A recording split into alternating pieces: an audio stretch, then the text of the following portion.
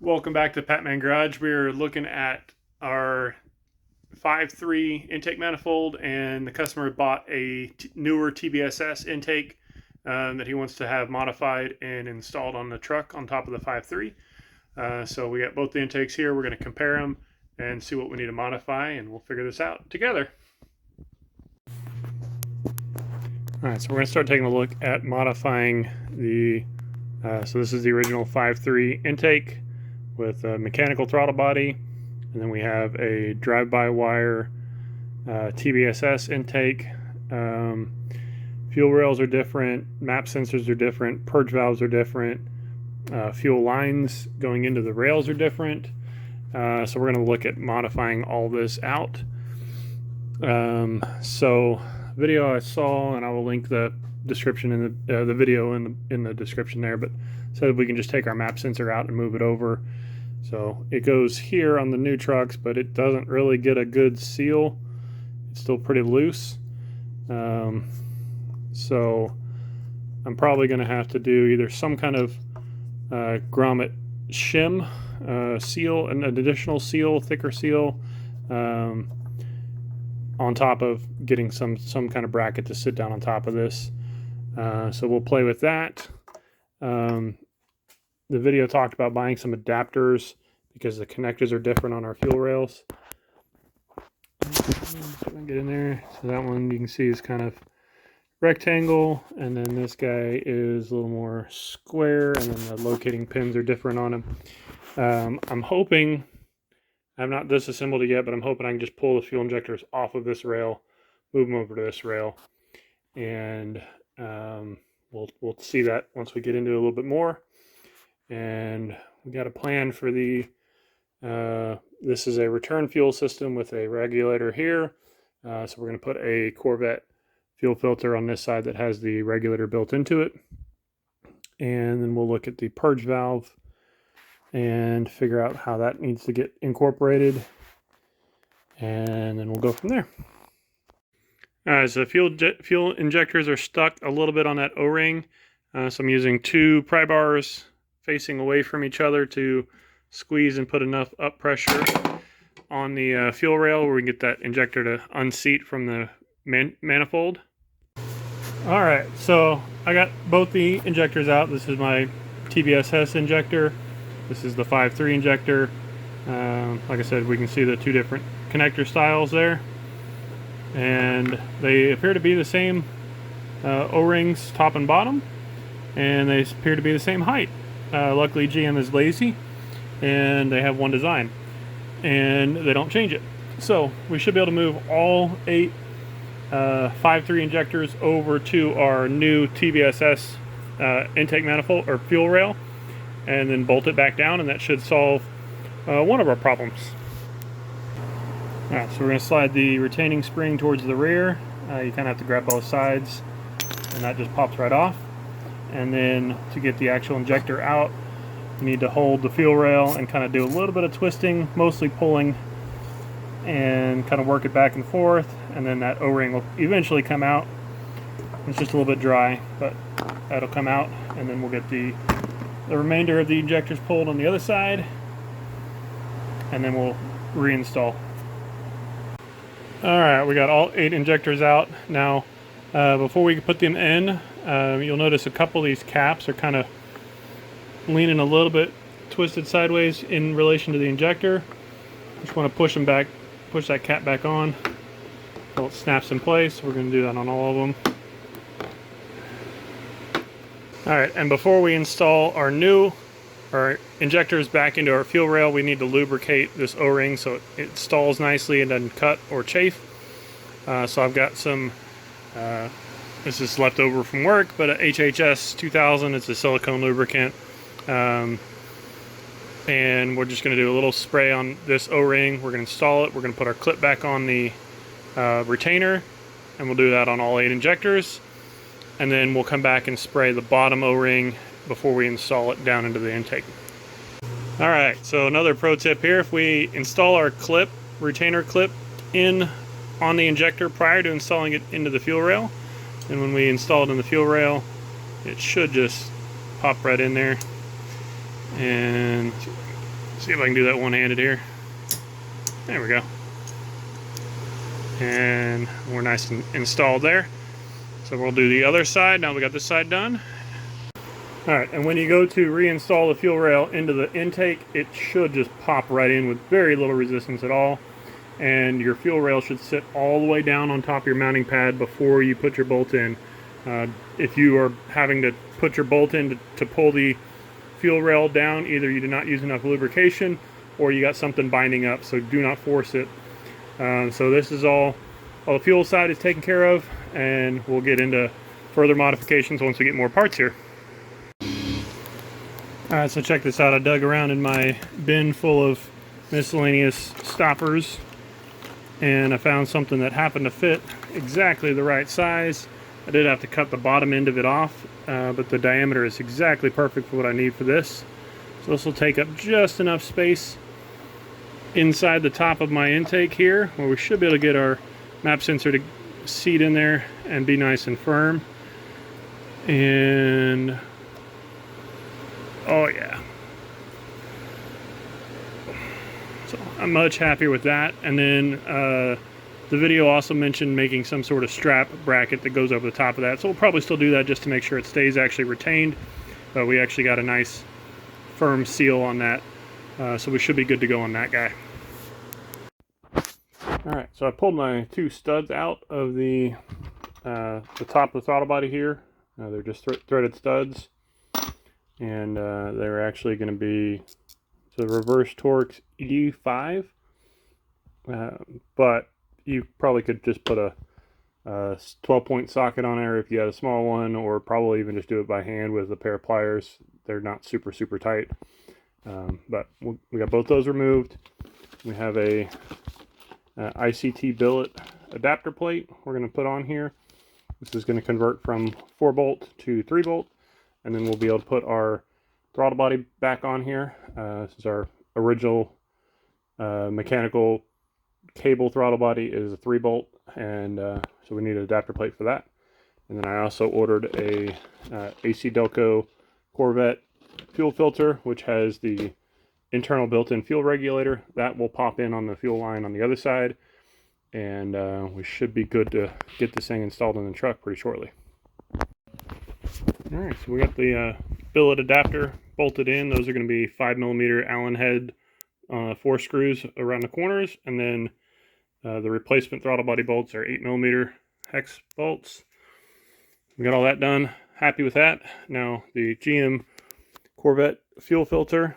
So we're going to have our pressure line and our return line. It's a pressure return. They're labeled. And this should clip right on there, minus we need to bend this fuel line up a little bit.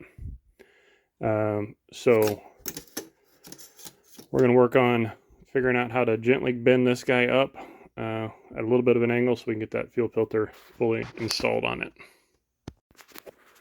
Alright, so that was pretty easy. I just used a extension and it was a 13mm deep socket, and use that as a kind of a cheater pipe. Did not take a whole lot of force, and I went slowly, did several different pulls on it before we got this up high enough. Also want to make sure that I have enough clearance underneath here that we can get a positive engagement on the locking mechanism before we hit the bottom here, so it doesn't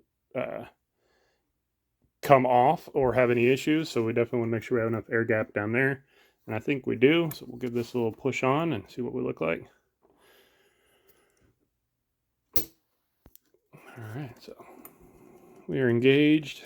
We got a little bit of wiggle space, so we're looking pretty good on all that.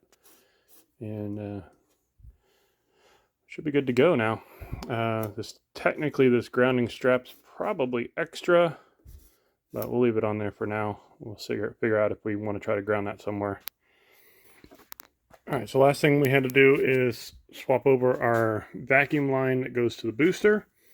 And this inner sleeve, way down in here, that the hose is actually attached to this black sleeve inside here. Basically what you need to do is we're going to pull out on the plastic, and then that will engage or expose this red clip. The old one was kind of a gray colored. I don't know if it's discolored, but you can see that movement there.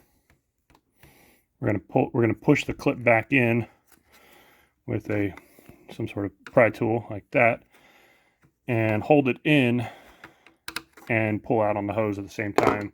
That will release the locking mechanism on that.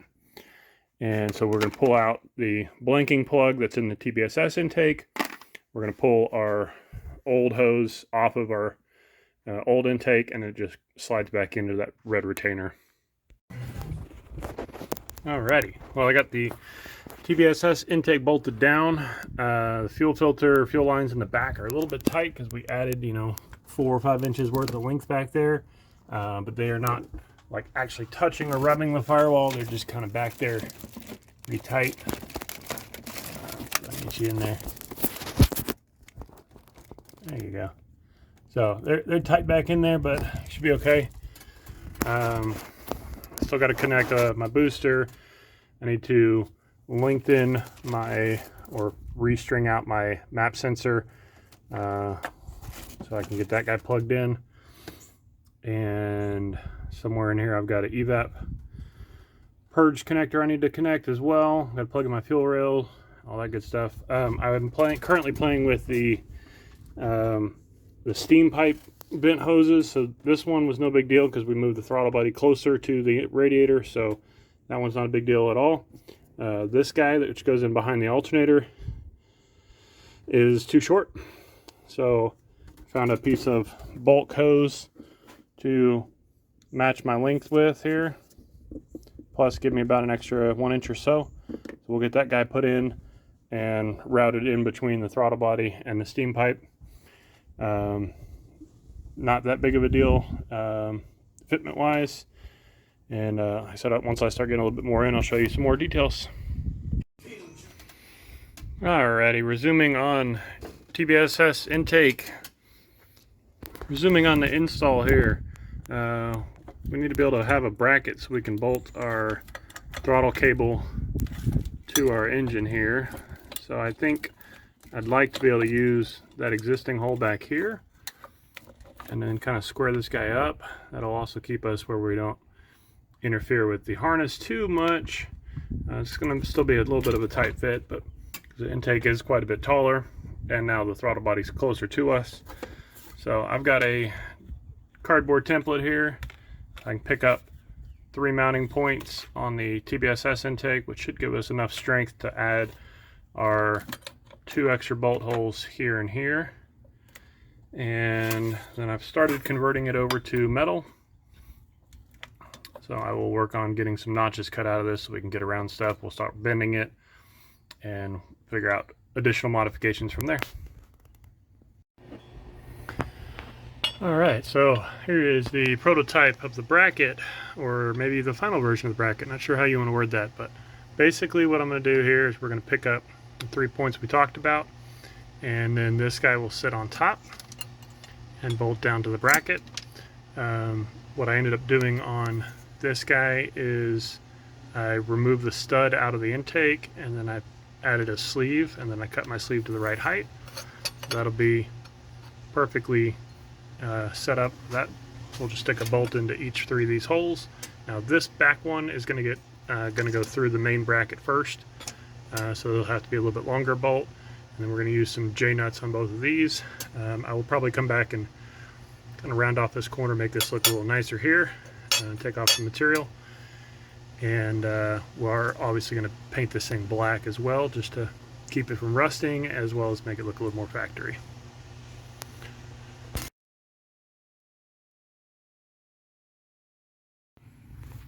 Alright, well that bracket turned out pretty nice overall.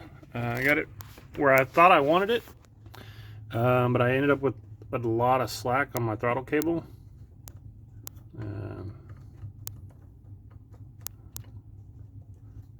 So you can see how much extra there. So in theory I need to move it back about 3/4 inch. I don't think that's really possible. So I'm probably going to, my initial thought was maybe I could slot my holes and slide it back a little bit, but this bolt hole is part of the intake, so I don't really have room to move that one. I'd have to slot this bracket, which doesn't really have room. So we may see if we end up having a problem, we may just get another bracket, and we can always cut the bracket and then slide it on itself and re-weld it. If we have to, not really my first choice of action, but might also be able to bend this tab part of it that way. That may help some as well. Of course, I can't go too much because then we end up where we're pinching coming out here. If we're pointing up or something, then we're kind of binding as we go back down to the throttle. But we'll play with that. But like I said, overall, happy with the way the bracket turned out. I think it looks reasonably factory. And we'll get this thing all the way back together and get this thing running. All right, so I did a little bit of playing. All right, so I did a little bit of digging in the truck, and I went wide open throttle inside the cab, and I was literally just took all the slack out of the cable. So we're gonna have to do something different on this. This is a spare bracket I have off the second intake. So I'm trying to figure out where exactly and how I would want to do this. But I think the easiest thing at this point is going to be cutting this guy and re-welding it. Technically, I could also just cut and re-crimp my cables shorter. I'd prefer not to have to do that. But, you know, anything's possible, but we'll see what we end up with here. All right, and here's the finalized version. Got it all painted up, looking sharp. Stack the two on top of each other and line up the holes, and you can see how far back we really did have to move that cable perch. So a little over an inch, maybe an inch and a half or so. So we'll get this guy fully installed and on to the finishing up the rest of the truck. All right, so we got the bracket fully installed out, and you can see we got just a little bit of slack in the cables, which is what we want before we start moving throttle body. So we're in good shape there. We can do one more wide open throttle test. Hold the gas pedal down, make sure the throttle body actually opens at full throttle. We should be good on all that. But happy with the way it turned out. Not really what I envisioned when I built the first bracket, but we're in good shape to get this thing all the way back together now. Alrighty, so I was missing this PCV connection for the intake manifold, so I have ordered this. This is a GM hose that would normally go down to the PCV valve, but the PC valve on this one is different. So I just cut the plastic tube, added my own little splice hose here, and then we have the factory hose plugged into this. So that's what I did there. Still was fighting getting the map sensor to sit properly. I did buy a little retainer, but this original map sensor is a little bit too tall to fit in that location underneath that factory strap. So I whipped up a little bracket here. This is just some spare aluminum. We're going to go to our existing bolt hole on our intake manifold here, and this is going to put just enough down pressure on that sensor to keep it from falling out. So I'll do that real quick. Again, it's under vacuum, so it has a decent retention down on it already. We just want to make sure that it doesn't rattle loose or something like that. But other than that, we should be pretty good. And for, you know, a quickie little bend job, not too bad here. And all right, so we're good on all that. That should keep us retained. Definitely won't come out anytime soon. I did put a little piece of felt foam underneath there just so we don't rub metal on the plastic sensor. We should be ready to give this thing a first inaugural run on this thing, see how she does.